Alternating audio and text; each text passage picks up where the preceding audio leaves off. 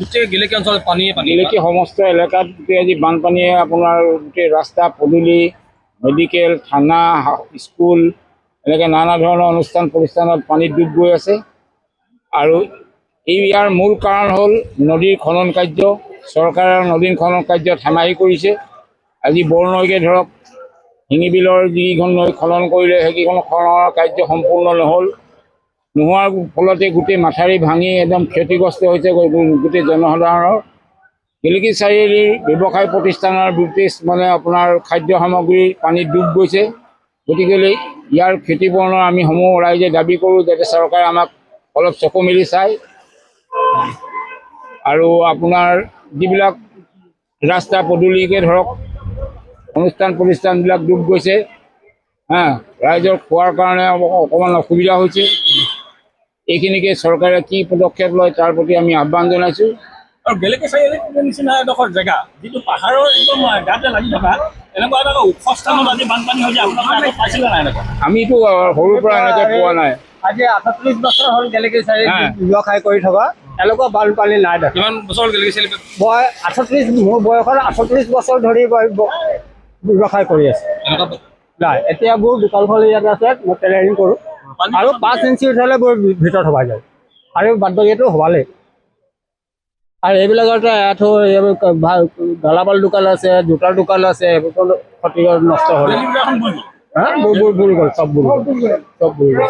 আমি তাৰমানে আচৰিত হৈছোঁ যে আমাৰ ইমান ওখ জেগাত আমি দুচা জেগাত বানপানী হ'লে আমি তল চাইডৰ মানুহবোৰ কিমান কষ্ট পাইছে, আমি হ'লেও আমি আৰাম পাইছোঁ। আজি অনুতাপ কৰিছোঁ যে তেওঁবিলাকৰ আমাৰ কেনেকুৱা কষ্ট পাইছে। আমাৰ এইটো ক'বলৈ গ'লে সাধাৰণ বুলিও ক'ব পাৰি। কিছুমান উটি গৈছে। আমাৰ দোকানৰ বয় বস্তুবোৰ ক্ষতি হৈছে। গেলেকীখন এটা ইমান ডাঙৰ এটা উন্মুক্ত অসম নাগালেণ্ড এটা সীমান্তৱৰ্তী অঞ্চল হৈ আপোনালোকে প্ৰত্যেকেই জানে। ইয়াত 40ৰো অধিক ক্ষুদ্ৰ বৰ গাঁও আছে আৰু লাখৰো অধিক ইয়াত মানুহ জনবসতি আছে। কিন্তু যোৱা নিশাৰ পৰাই এই যে মোকাল ধৰা বৰষুণৰ ফলত আজি গেলেকী গোটেই সম্পূৰ্ণ গেলেকীত আজি বানপানীৰ সৃষ্টি হৈছে। আৰু সমস্ত গেলেকীখনে এক আতংকময় সৃষ্টি হৈছে। কাৰণ কেলৈ গাঁও অঞ্চলবিলাকত আপোনালোকে জানে সৰ্বসাধাৰণ ৰাইজ বসবাস কৰি থাকে। আজি তেওঁলোকৰ আজি নিৰাপত্তাহীনতাত ভুগিবলগীয়া হৈছে। তেওঁলোকৰ অন্ন বস্ত্ৰ বাসস্থান সম্পূৰ্ণ হেৰুৱা এটা দিশত উপনীত হৈছে। এতিয়া আমি বিভিন্ন জেগা আমি গৈ দেখিলোঁ যে তেওঁলোকে থাকিবলৈও জেগা নাইকিয়া হৈছে, তেওঁলোকৰ বাসস্থান নাইকিয়া হৈছে, তেওঁলোকৰ খোৱা বোৱা একো সুবিধা নোহোৱা হৈছে। তো গতিকেলৈ এই বিষয়ত যোৱাবাৰ আমাৰ সন্মানীয় নাজিৰা মহকুমাৰ সন্মানীয় বিধায়কে তেখেতে সদন কৰিছিল যদিও কিন্তু মথাউৰিবিলাক খুব কোমল হৈ থকাৰ কাৰণে পুনৰবাৰ মথাউৰি ভাঙি গেলেকীত এনেকুৱা এটা বানৰ সৃষ্টি হৈছে। আচলতে দৈখনা, ডেঞ্চি, আপোনাৰ নামদাং আৰু বৰনৈ এই 4খন নদীকেই সম্পূৰ্ণৰূপে যেতিয়ালৈকে খনন নকৰিব এনেকুৱা পৰিৱেশ আমি অনাগত দিনতো দেখি গৈ থাকিম। আৰু আমি জন্মৰ পৰা হওক আমি ইমান দিন হৈ গ'ল এনেকুৱা বানপানী আমি পৰিৱেশ দেখা নাই।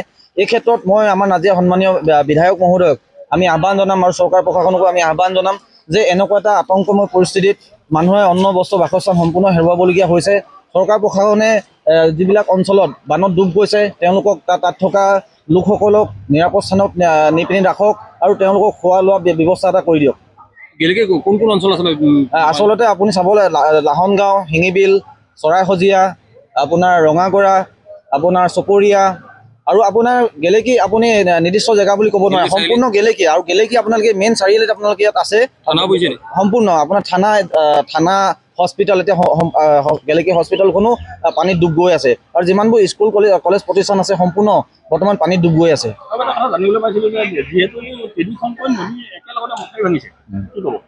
আচলতে যোৱা বছৰ এই নদীকেইখন খনন কাৰ্যসূচী চলিছিলে, ডেঞ্চি, দৈখনা আৰু নামদাং, কিন্তু সম্পূৰ্ণভাৱে খনন নহ'ল।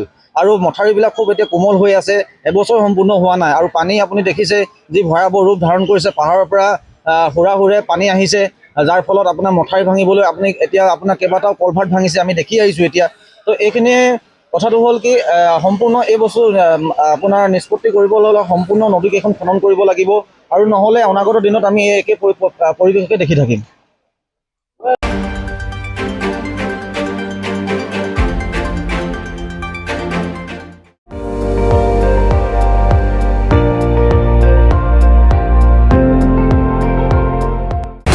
আপুনি চাই আছে ND24 সৰ্বশ্ৰেষ্ঠ নহয়, সৰ্বোত্তমৰ দৌৰত।